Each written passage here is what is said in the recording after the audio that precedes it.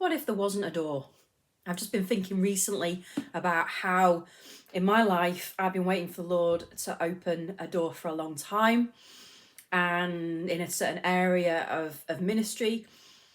And I also recently used the expression, I feel like the Lord has really opened a great door for me because I've just moved city and I've really seen things just kind of, it feels like there's a sense of things opening up where I seem to be moving forward in a more smoother way than maybe I have done in the past. But what if this door idea was actually quite unhelpful?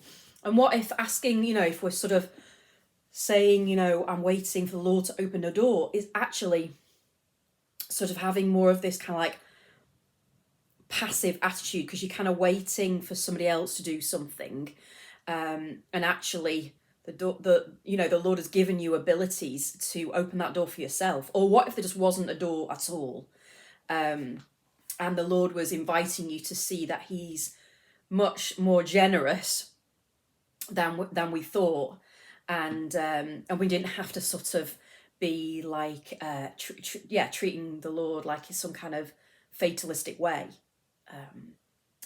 So then I wanted to read from Matthew 25, because this story came up. Reading from verse 14. Again, it will be like a man going on a journey. He called his servants and entrusted his wealth to them. To one he gave 5 bags of gold, to another 2 bags, and to another 1 bag, each according to his ability. Then he went on a journey. The man who had received 5 bags of gold went at once and put his money to work and gained 5 bags more. So also the one with 2 bags of gold gained 2 more. Notice how I'm emphasizing the word more here. But the man who had received 1 bag went off, dug a hole in the ground, and hid his master's money.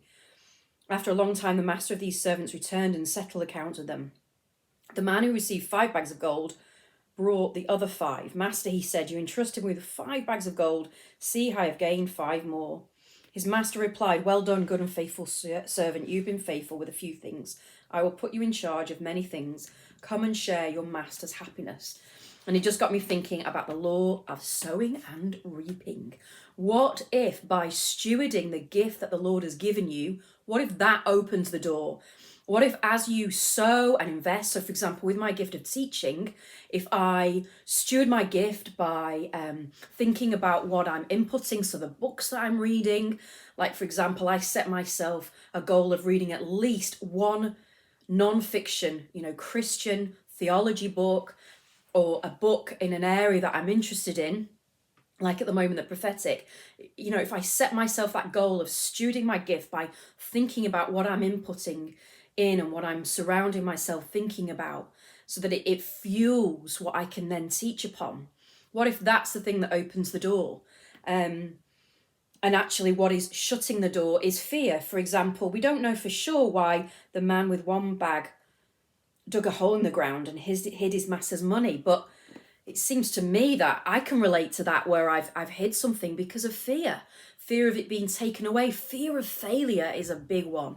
So I just wanted to encourage you, what if Jesus is the door? And because of what the wonderful things that he did when he came as a human being and walked on this earth, and through his death and resurrection, what if he was the door? So there ain't no door anymore, and there's just this wide and open space where the Lord is inviting us to say what is in your hands and to steward the gift he's given you.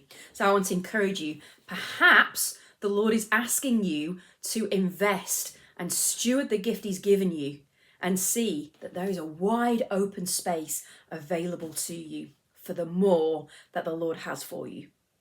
So hope that encourages you and blesses you. Thank you so much for listening.